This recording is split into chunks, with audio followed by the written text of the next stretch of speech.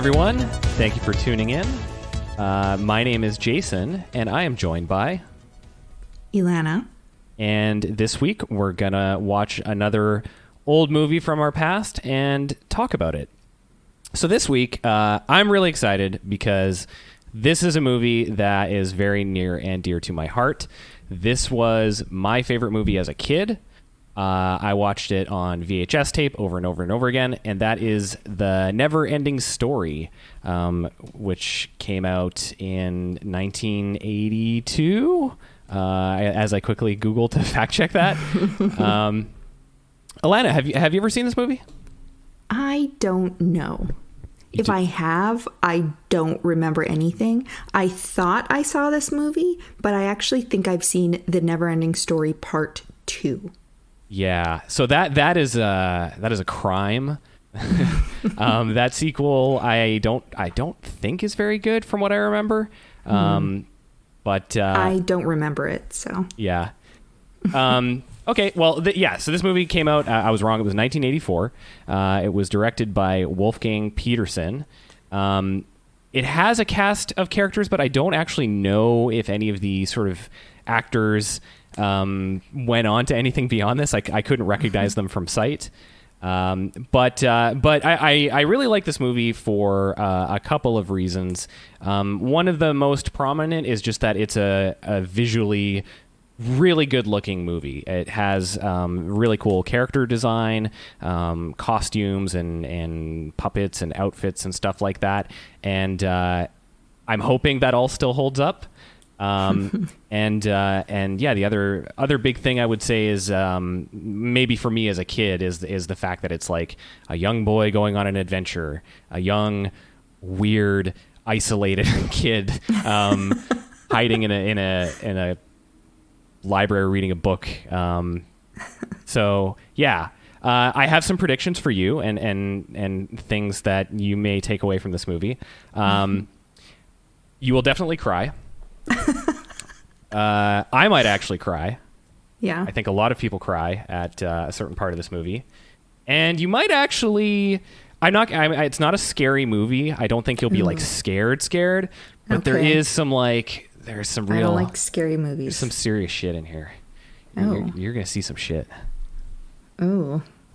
I feel like just from your description and from what I maybe possibly remember from like the VHS cover, is this like sort of like Dark Crystals vibe kind of thing? I've never actually seen that movie, but I think it kind of is. Yeah, Is this a Jim Henson movie?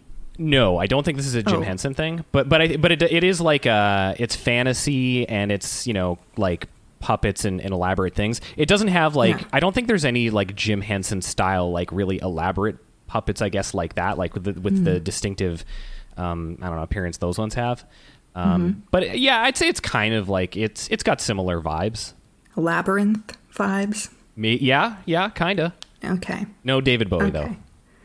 That's unfortunate. Yeah. But at least I kind of know what to expect. Maybe I'll watch it in the daytime.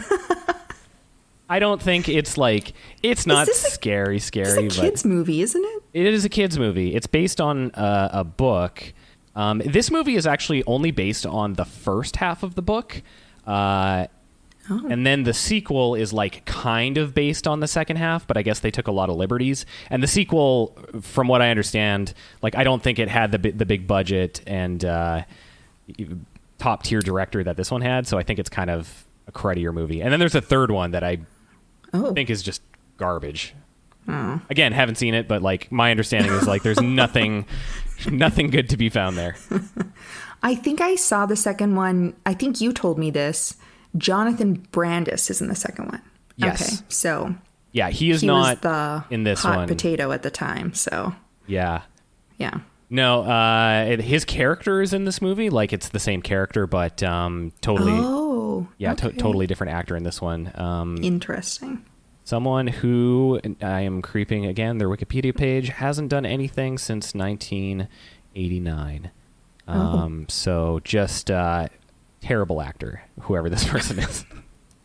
Probably crumbled under the weight and expectations of Hollywood. Yeah.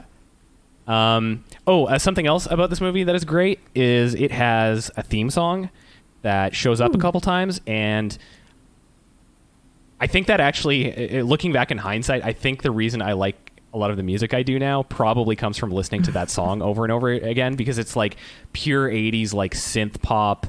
Like you've got a synthesizer playing these like like arpeggios and like really nice singing by someone who I thought was a woman but is actually a guy.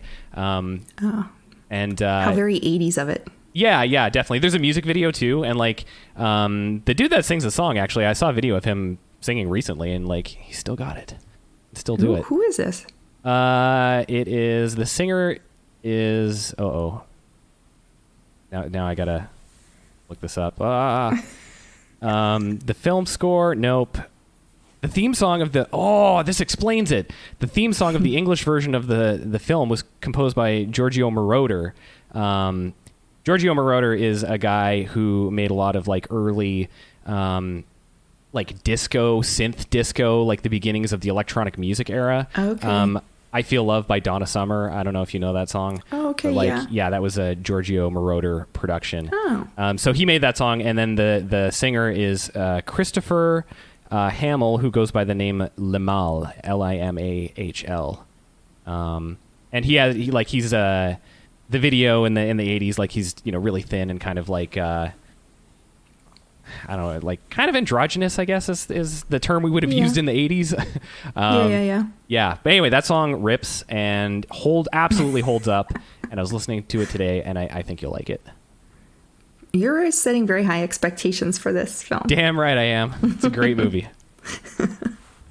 I'm excited to watch it. It must be, okay, if it's based on the same book, all I really know is like a big white fluffy flying dog spermy looking thing. That's kind of all I have in my brain for NeverEnding Story. Yeah, that's part of it. And there's just more of that kind of stuff going on. Okay, cool. All right, so now that I've set your expectations high, let us go crush them by watching the movie, and I'll suddenly remember it's actually not good. No, I don't think that's the case. I think you'll like this. I think I'll like it too. That's my expectation. I think I'll like this. Yeah. It sounds like kind of weird and good. I'm genuinely like really excited to watch this. Like once we decided we were going to do this, I've wanted to watch it since then because it's just been so long. So yeah, I'm gonna go. I might actually immediately after we record this, like we do every episode, go watch the movie. Yes, I will also immediately watch it, and I won't immediately watch it right before our next recording. Which will be about an hour and 30 minutes from now. Yeah. My finger is hovering over the play button as we speak. Okay, let's go watch The NeverEnding Story, and we will come back and give you our thoughts. Let's do it. And we're back from watching The NeverEnding Story. Quick, I guess, plot summary of what this movie is all about. You've got a young boy named Bastian who we learn at the beginning his mother has recently died.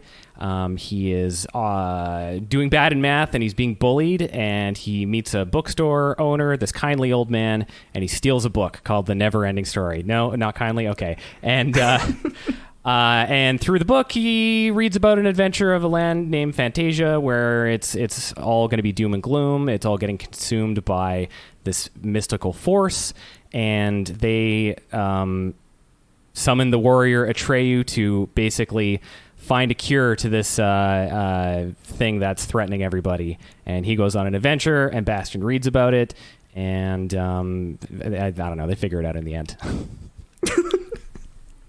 So, Alana, on a scale of out of 10, how many 10s do you give The NeverEnding Story? How many 10s? How many 10 out of 10s do you give it? I don't know.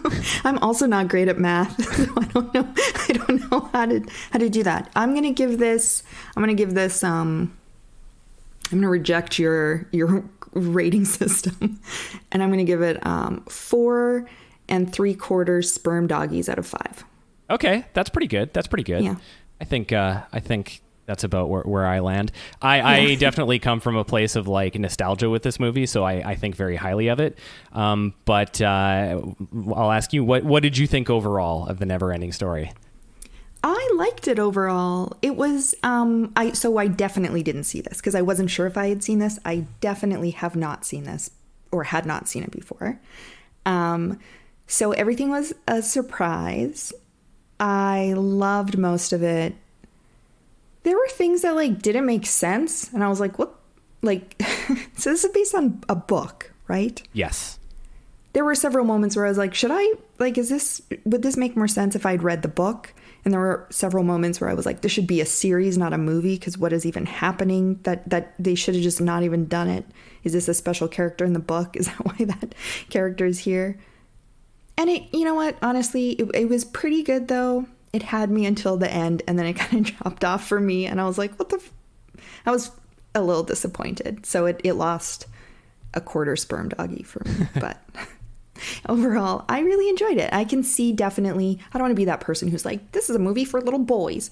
But I think that this is a movie for little boys, or like adventurous kids. And like, obviously the two main characters are young boys. It was sweet. It was also very heavy, much heavier than I thought it was going to be. Yeah, there's some real darkness in there. So this is based on a book. It's a German book from the late 70s, and this is a German production actually. But the movie is only based on the first half of the book. Right. So it ends. The point where it ends in the movie is like that's in the book, but then the book actually goes on quite a bit. So in the movie, Bastian, spoilers, saves the day by yelling his mom's name out the window, and then he meets the childlike empress in Fantasia, and they have a conversation, and then he flies around on the dragon. In the book, he actually kind of goes on an adventure in Fantasia for a while that... okay. That sounds kind of crazy. I guess he eventually becomes like some kind of like tyrant with his power. Like he has, because she says at the end of the movie, like you can wish for anything and make it happen. And in the book, like that's he is in Fantasia, like wishing the world back together, but then he becomes like drunk with power and a tyrant king of Fantasia. Oh, okay. This actually makes sense because he was kind of a little dickhead at the end of the movie. The abuser became the abused, or the abused became the abuser at the end of this movie. And I was like, this is a bad message. Yeah. So I can see that. Okay. Little hints at that Bastian's madness. Yeah. I think like there are a lot of just, I don't know, weird details about this movie that might be improved by having that whole second chunk. I'm not sure. I haven't read it. I've been thinking about reading the book, though. That actually, it sounds weirder than the movie. Yeah. Which would be fun. So what did you think of all the different characters in the movie? Standouts for me, the racing snail. Really loved the racing snail. I was very sad that whole little crew did not stick around longer. I was surprised. I thought they were going to be like major players in this adventure. And I also was like, all of the work that went into these puppets and these special effects and the makeup and the costuming. And then like we just got these tiny moments with these characters, but then maybe also they were very expensive and that's why we only saw them a little bit. But I loved that right off the bat. Obviously Falkor, big fan. Yeah. And although he kind of upset me at first, so and then Atreyu, also big fan. Yeah, I liked most of you introduced the bookkeeper as like kindly old bookkeeper. I was very stressed out about Bastian's safety when really? Met the bookkeeper. First of all, I was like, why does this guy need this little boy to be so close to him? Every time he said something, he was like beckoning him closer. And I could like smell the coffee breath on him. Ugh, I was so uncomfortable. And I was actually scared he was going to hurt the little boy. And actually, talking about the ending, I feel like the bookkeeper should have been called back at the end. Even if Bastian just like flew by on Falkor and the bookkeeper gave a little old bookkeeper smile. Yeah. He just dropped off. The dad just dropped off. Speaking of which, always a dead mom in these movies. Yeah, that's kind of the setup. Oh, there's the dead mom, and there's the stick-in-the-mud father who probably had an imagination once, but then had to grow up and live in the real world. And there's the bullied kid who's just wants to live, and he's like, but I'm an artist, Dad. And like the dad's like, no. And then the kid's getting bullied at school. Kind of that classic. It's a great story, but it's just like, there's always a dead mom, and it makes me so sad for the whole movie. Yeah. Although he doesn't really talk about her until the very end when he like yells her name out. She had such a beautiful name, which apparently is Moonchild. That is the... Oh, okay. Yeah. Which took me a long time to learn. I had no idea what he was yelling when I was a kid.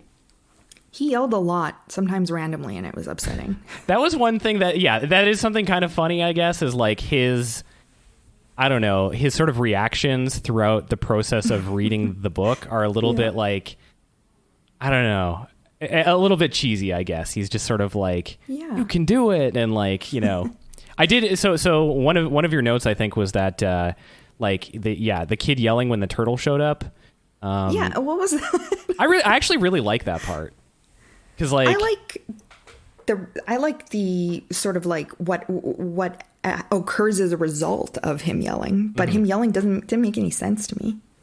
Well, he was scared. He was like, he's reading the story, right? And like Atreyu is in like, okay, I love the characters in this movie, like the design and the art style and stuff like that. Part of what I think makes it so good is that a lot of it is just very like weird and upsetting. Like it is like, it's very dark, and Morla, the giant turtle, I love that turtle. Like I love that character, but like, it's freaky. Like when you first see it, you're like, oh my God. And like, she comes out of the mud and then like her face shows up and she looks huge and terrifying. And like he's reading the book and he's very engrossed in it. So he just like screams and freaks out. And then like that breaks the fourth wall of the book.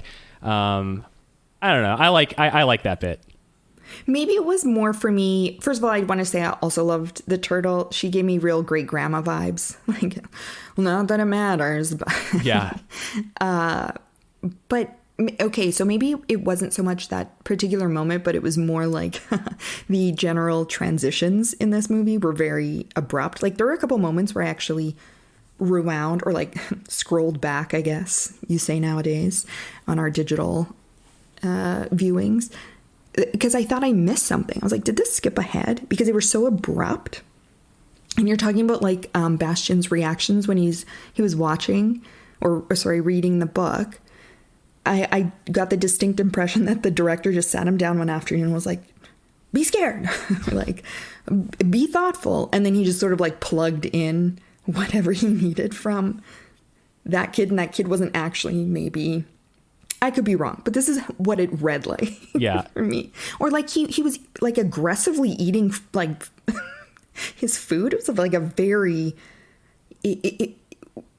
like something would happen in Fantasia and then he'd like grab an apple and be like, it was like, what's going on? Why is he so like, it was strange. I was like, what is this kid's motivation? Why is he so aggressive? He went in on that peanut butter sandwich like, but then so he relented. Hard. He was like, whoa, hold on. Yeah, that's true. Gotta save some for later. Like that was one of those lines where I'm like, that's a little hokey. Oh, by the way, my favorite line of this entire movie, and I could have heard this wrong, but I don't think I did. The little troll thingy flying with the bat at the beginning with that. He's like, and nobody gives a hoot about me and my stupid bat. I laughed so hard. That could have been left out of the film, I'm sure, but it was great. Yeah, it's interesting. Like those characters really don't get a ton to do for the most part. They're kind of just there, Like, I mean, some of them are like crucial to the plot. I guess like one of the things that kind of works for this movie, I think, is that it really does move at a like fast clip. Like it is just a bunch of like, here's a scene here. He needs to do this next. Okay, let's go to that scene. Deal with stuff happens here, and you're kind of just meeting like new characters along the way too, which I think is fun because it gives you like lots of different things to look at. But like a lot of them are like, definitely. I would, I don't know, underdeveloped. I guess it's a kids movie, but like they're sort of like just there. Like Snail Guy and Bat Guy are kind of just there. Same with the Rock Guy. Like they kind of discuss some plot. I guess that is their purpose at the beginning, is to like explain the plot of like the nothing that's consuming everything. But like you only see Morla for one scene. Artak, the horse, is only around for a little while. Oh boy. Yeah. Should we just jump into that? Oh my God. Okay. So that Swamp of Sadness, that scene was so distressing. Okay. So Atreyu, little baby Anna Kendrick, he was so sweet. He was very sassy at first, actually, to the older gentleman with the long beard. Yeah. In that like very Star Wars-esque kind of gallery, whatever they were in. With all the like weird creatures they designed for that one scene that are like freaky looking. Yes, I love those giant head things. Yeah, those things are kind of upsetting. I like them. I didn't like the people with like 4 faces. Yeah, that was freaky. No. Yeah, no, when they got to the swamp, and it was called the Swamp of Sadness, and they said whoever lets the sadness overtake them would sink into the swamp, I was like, oh shit. Okay, so this is the movie we're watching. This is so heavy. Bastian was the saddest little boy. And then I watch a fucking horse die, like not that far into the movie. If I saw this as a kid, I probably would have been so upset for weeks. I'm sure I probably would have thought about that horse. I mean, I guess the horse we see, the horse at the end, riding through a field. That's true. They do kind of like, a bunch of people die throughout the movie. I mean, I guess, the horse dies, and then like people get like absorbed into the nothing. Like the rock biter is really sad that the the Snail Guy and Bat Guy died. And at the end, it's like, it's fine. We fixed it. Yeah. But I that was a hard scene to watch, and I was like, okay, and it went all over the place, because at first he's like, Atreyu's like, I understand it's difficult for you, and the horse is like, fucking like save me, and then all of a sudden it gets super dramatic, and then the horse is dead. And that was the first time I cried in this movie, but I got over it pretty quickly, because then it was just like a little over the top dramatic for me. That scene, or yeah. But that was really upsetting. Like, do you remember watching that as a kid? Like, were you like, I guess my question is like, did you recognize how heavy this movie was when you were a child, or was it more like this fantastical world that you were transported to? I think mostly the latter. So I don't remember the first time I saw the movie. I don't have a memory of seeing it fresh. Every memory I have of watching it, I had already seen it like 30 times. Right. If someone incepted it into my brain.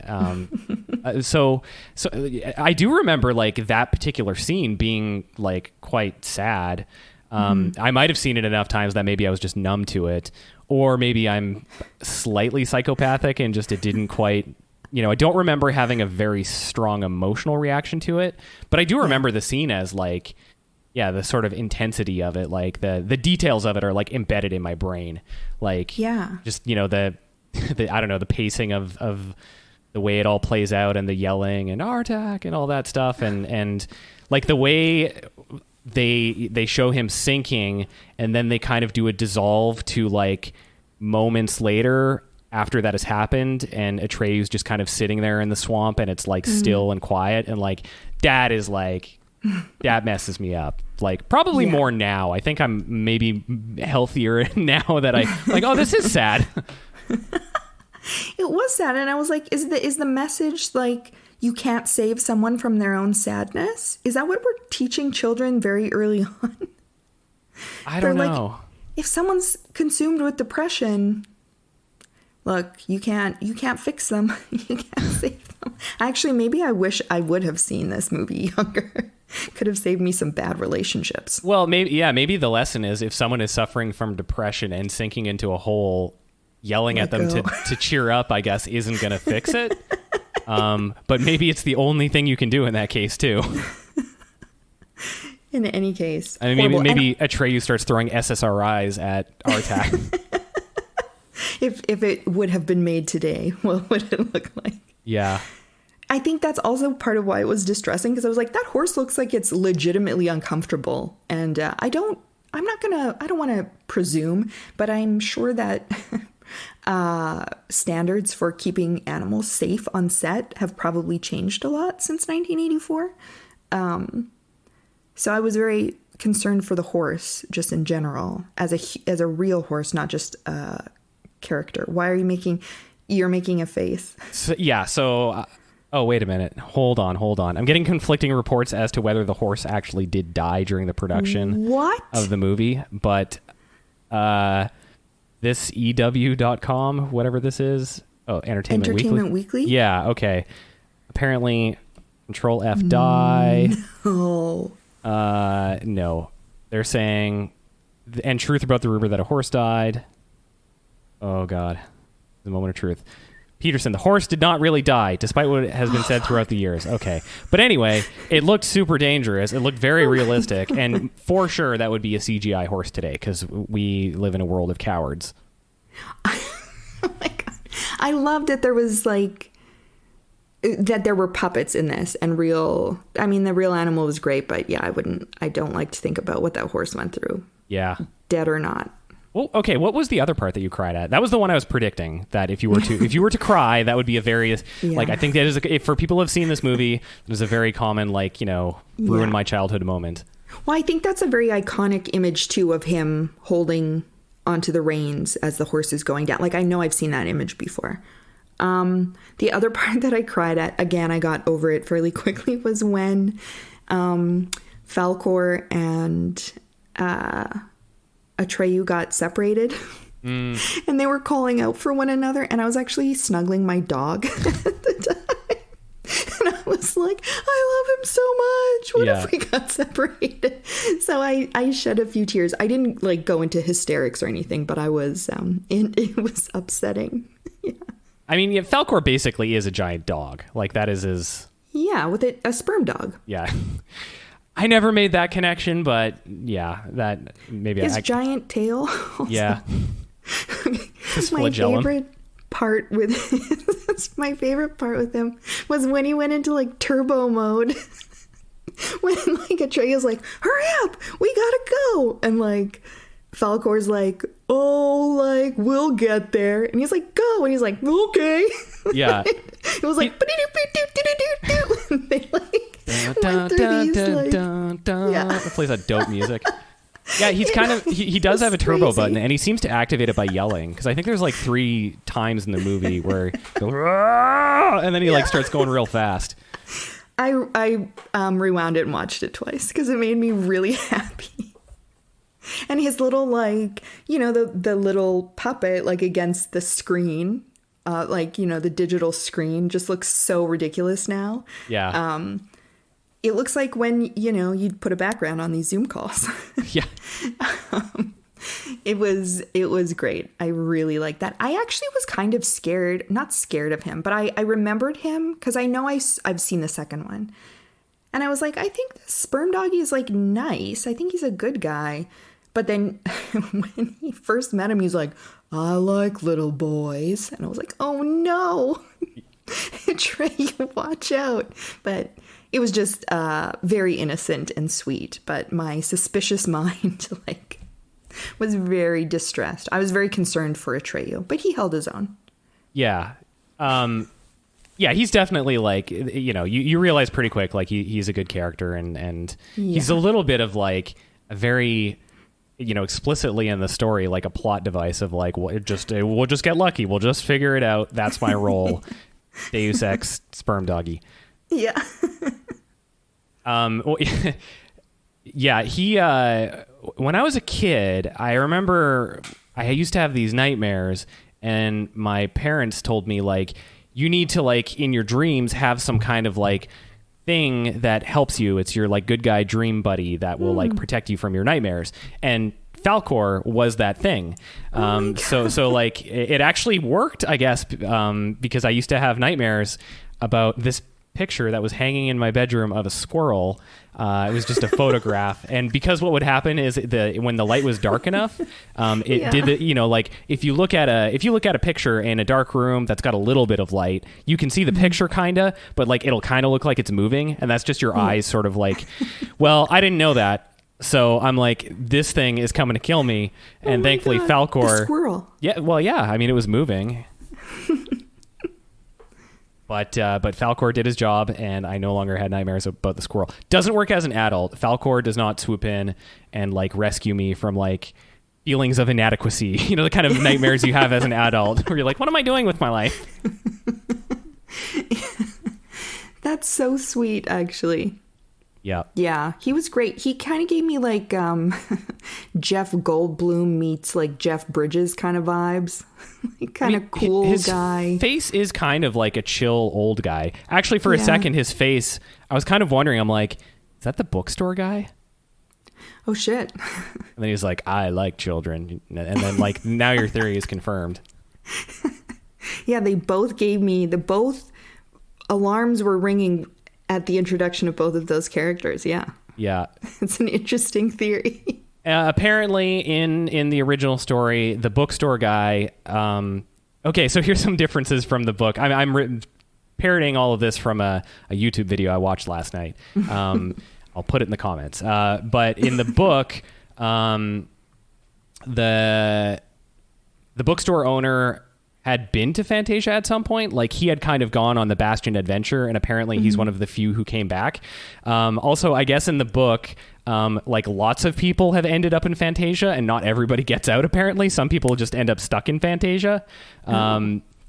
Yeah, and also like Bastion, when he has to go yell the name, apparently in the book it takes him a really long time to do it. Like he just like refuses to do it, and like the world is collapsing to like an insane degree, and finally they get him to do it, and then he goes to Fantasia and becomes a tyrant.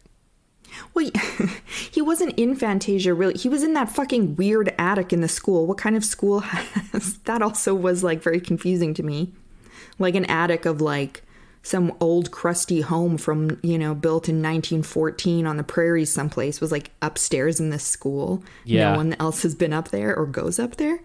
At first, because I had no idea what this was about. That was actually cool, like him sort of starting to enter into this story. But I actually thought he was in Fantasia. Maybe he is in the second movie, and that's what I was basing that. Yeah, that is the case. Like in this movie, he technically, I think at the very end, the scene with him and the childlike empress, which is her name. Like in the book, that is like he is in Fantasia, and then that would begin the sort of Bastion in Fantasia part of the story. So in the movie, I mean, they kind of are just in this like abstract, they're in space or something. But yeah, I think at that point he is in Fantasia. Can we talk about the childlike empress? Sure. I ended up loving her. I was like, she's great. Girl boss. She freaked me out at first also. Okay, bookkeeper, Falkor, and this empress, because she looked like, I don't even know if it's on anymore. Do you remember Toddlers and Tiaras? Yes. I hope you kind of don't, almost. Okay. I never saw it, but like I heard of it, and I remember people were like, I don't know about that. Like pageant kids. Yeah. And they put these weird teeth in them to look like all their teeth are in, because they're like 4-year-olds who don't have proper teeth. So they put these like freaky like denture type things in the little girls, and they're like smiling with it. And they have all that makeup on like the Empress had. And she was so collected and intentional with everything she said. And at first I was like, that's all I could think about were these little pageant girls. And it was like Jean-Benet Ramsey style. And I was like, I hate this so much. And then I found out that the actress was only 11 when she did this. And it was strange. It was just, you don't see usually. I feel like in the 80s, there were a lot of really, really young kids who were like starring in shows, but they were like playing wise characters. And did you just hear me like gulp, like, nope. But we don't like, I feel like, see that as much anymore. Maybe I'm just not noticing it. Anyway, she scared the shit out of me at first. And then I was suspicious of her also. But I ended up loving her. Yeah, she definitely... I wanted more of her. Yeah, she was definitely... I mean, certainly not a bad guy. She was just the embodiment of like the goodness of Fantasia, I guess, for lack of a better term. I don't know if that makes sense. She was just like chilling in that safe just tower. Floating in a pod. Yeah. Or space tower. Yeah. She didn't look that sick to me. I don't know. Yeah, they don't really specify her illness. They're just like, she has an illness and it's tied to the thing that is destroying everyone. Like, the details of this book sort of don't make a lot of sense. Movie, I should say. But they kind of, I don't know, they kind of do at the same time. Maybe the book makes more sense. Maybe. It's always hard when you're creating an entire universe that is different than ours, and to express that and to make sense of it within like less than 2 hours. Yeah, I feel like this would have been an amazing series. Like if this was made today, I feel like this would be a series. This would not be like a 2-hour movie or whatever. Not even a 2-hour movie. Yeah. I think they made a cartoon at some point, although who knows how that went. Because this is actually before our time. Like, we were born the year this was released. Yeah. I had the VHS tape that I watched a trillion times. Which the videotape at the end, for some reason, it had a commercial saying, go see the movie in theaters. And I think maybe what had happened was when they released the videotape, they did a theater re-release or something like that. And I remember seeing that, and I would always ask my parents, like, can we go see this movie? And they're like, no, it's not. You can't go see it in theaters. That's sweet. So one of the things that is sort of interesting about this movie is, like, it throws a lot of themes at you pretty blatantly, but also... I don't say undermines them, but they don't all make sense, I guess. Mm-hmm. So like, like a very obvious theme with the story of the book is that like Fantasia is like the land of human fantasy and imagination. And if humans don't do that, if they don't dream and have fantasies, then like, this world collapses. So it's kind of this message of like, I don't know, have hopes and dreams, I guess. But then there's also a bunch of things about like believing in yourself. So like, when Atreyu has to run past the two things, the beams, the oracle. I love that scene. I think that's my favorite scene, is that when he's just like running through the thing. It looks really cool and freaky. And that's like a believe in yourself. It's very much like if you don't believe in yourself, you'll die, very, very clear message there. But then at the same time, like if you look at the story from the perspective of Bastian, does he learn anything throughout this entire experience? I don't know, because at the end he hops on Falkor and starts taunting those little bullies who look like they have like mobster heads on children's bodies. They freak me out. But he starts like bullying them and like flying around like, take that, jerks. And it's like, wait, what? Yeah, what has he learned? Well, like, so, okay, at the beginning of the movie, his dad is like, your grades are slipping, you're immersing yourself in, like, fantasy and books rather than dealing with real life. Mathematics, he goes to school and he sees, like, oh, no, a math test. And then, like, that's when he... And he deals with that problem by literally, like, hiding and reading a book. And like, I totally identified with Bastian at that point because like, I know what it's like to be like, oh fuck, problem in my life. Gonna go play Xbox and listen to a podcast and, problems won't exist for that brief period of time. Mm-hmm. And then like, then he reads the book and the challenge he's faced with, I guess, is like he has to like believe the story is real. I think like that's kind of his conflict as the story is going on, is like, it seems like I'm actually influencing the events of this book. You know, like when that scene where he yells at the turtle, like that's kind of the moment where you sort of realize that's happening. And then so he, you know, his arc, I guess, is like he finally gets the courage to just yell a name out the window, and then the toddler in the tiara is like, you have power now, use this wisely, save our people. And then he's just like, technically it isn't the first thing he does. Like they do show that he, you know, gets Fantasia up and running again, you know. Then he goes for a joyride. Then he's just like, okay, now let's go fly around downtown Vancouver, which is where all of that takes place. Yeah, and chases those kids. And the funny thing is, like, when that happens, that is an actual break into like the real world. Like, because other people, not just the kids, are seeing it and like freaking out. So he really has traumatized like dozens of people, maybe hundreds. Through this, it's gonna make the news, you know. Like or people who saw it, you know, there was no smartphones then, so like they're just gonna be telling the story. That's people are gonna be like, you're crazy. I saw like, this sperm doggy flying around. He was like flying, and then he started yelling, and then he went really fast. I don't know how that works. I guess, I don't know, maybe it's like the power of imagination, the power of story, and creating, you know, being, because the kind of evil guy, which was like this, I mean, there was like a character, was that like kind of werewolfy looking thing. He, at one point he says, oh God, he says something, I wrote it down too. And I was like, well, shit, that's very, very, people who have no hopes are easy to control, and whoever has control has power. So I guess it was maybe taking control over his own story and believing in that, and therefore believing in himself. And then he holds the power of his own, I don't know, destiny. It wasn't really clear. I think that, like, again, how much can you do in 2 hours? But like, I wanted to see Atreyu and Bastian sort of interact a little bit more.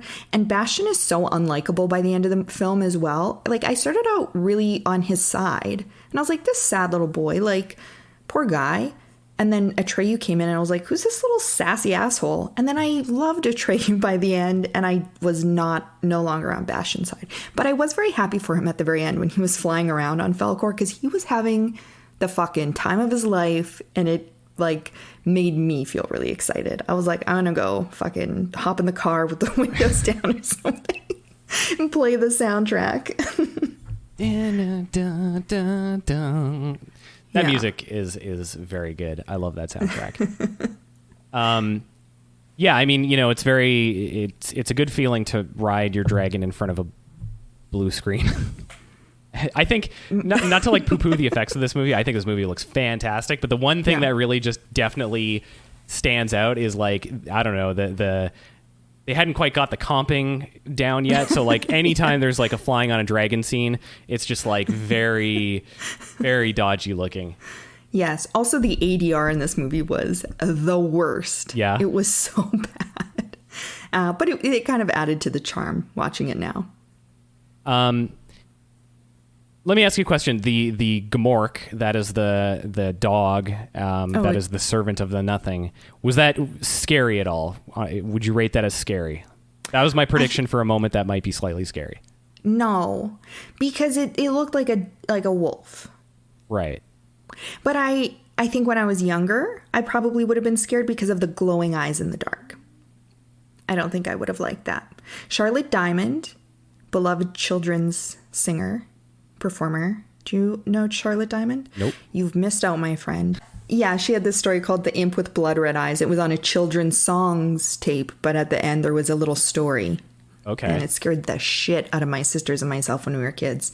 And so I feel like I probably would have been upset by the werewolfy guy.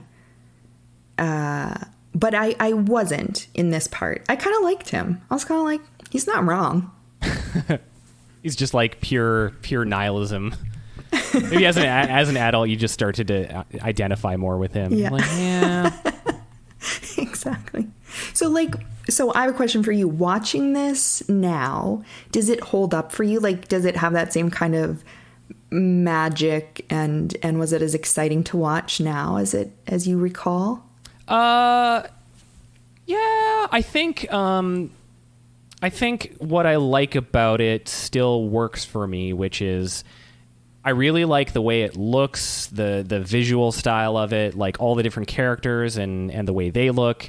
The movie does a good job of like just kind of like constantly dishing one of those out to you. You know, there's always like you're here, then you're here, then you're here. The scenes are like pretty short. For the most part, they don't really drag on. You know, like it moves at a pretty quick clip. You know, it's only about an hour and a half long, so it does all that stuff really good. I really like it. The music is fucking great. I love the soundtrack. Like, I like how it opens with like the movie has a theme song with the title in it. You know what I mean? Like you don't see a ton of that these days.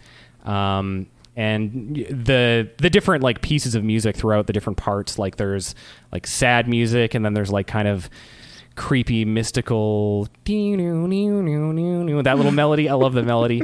And then like all the parts where, you know, someone's riding the dragon and it's bumping that music. Like I definitely need that for my car. Yeah. But you gotta like play that like when you get your coffee at a drive-thru and then you just speed away. And then like when the music plays, you're just like knocking signs over. I love that. You know what I really want to know is if with the marketing and the merchandise for this, was there ever a full body pillow Falcor? Because if not, they should make one and I would for sure buy it. Yeah, that's a good point. I don't remember a single piece of like toy merchandise from this movie. Yeah. I mean, I guess the only way I would have known if it existed is if my parents had bought it for me. Because like I wasn't like Googling things at the time. Yeah. But I don't recall seeing anything in like, you know, toy stores or anything like that. I'm going to look this up. I'm sure if there was ever such a thing, it's a collector's item. Maybe that will be my next crafting project. Yeah, there's a very good chance that like a lot of stuff like this exists now. I bet it's on eBay or Etsy. Ooh. Oh yeah, there's going to be a ton of stuff. That's actually like I think one of the reasons I also like this movie so much is that it's not like insanely obscure. Like it did fairly well at the time. But for the most part, like I nobody ever talks about it. I don't know anybody that's seen it for the most part. So like it kind of like it doesn't have the curse that like most other old media properties do of just being like beaten to death and rehashed and all that stuff.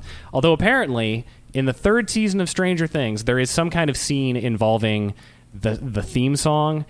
I see it on YouTube sometimes where it'll be like Stranger Things, the whole NeverEnding Story scene, you know, and like references to it. And I just sort of like refuse to watch it because I just like, I don't want this new modern crap interacting with my childhood things. I 100% think, and maybe it's because I don't have that childhood attachment to this film, I 100% want them to remake this as a series on a streaming service.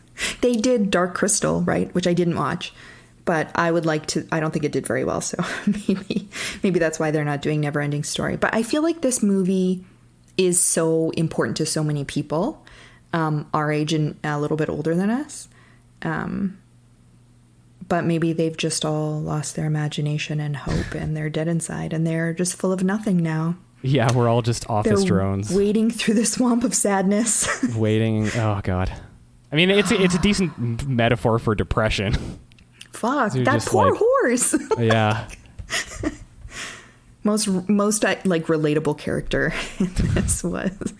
What is his name? Artex? Artax? The horse. Horse NeverEnding Story. /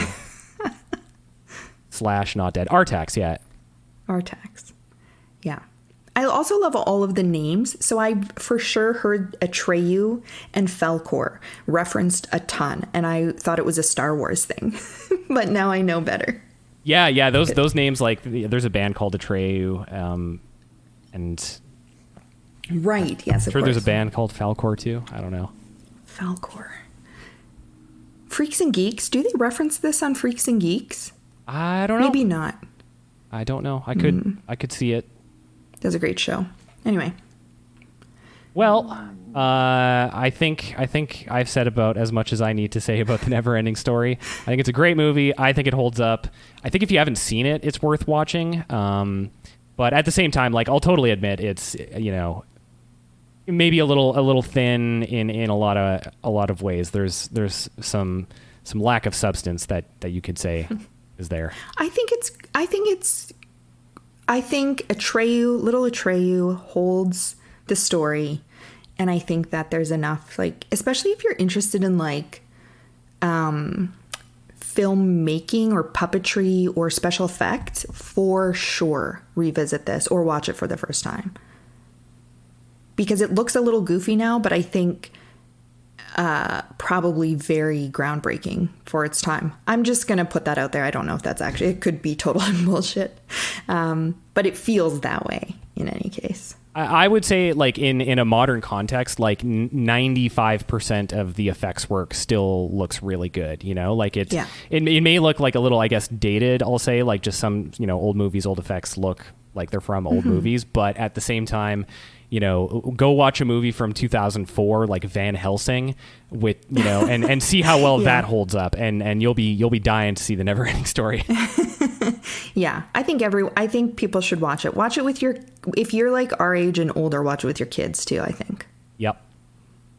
And get ready to have to explain life and death and what happened to the horse. In the movie, you don't have to tell them about the real horse. Or I know you can tell them, I guess, the horse lived. Maybe for like highly sensitive children, maybe hold off on this one. Yeah. Cool. All right. Well, watch the NeverEnding Story. That's my advice. Sperm Doggy. Turbo mode. Engage. Ah!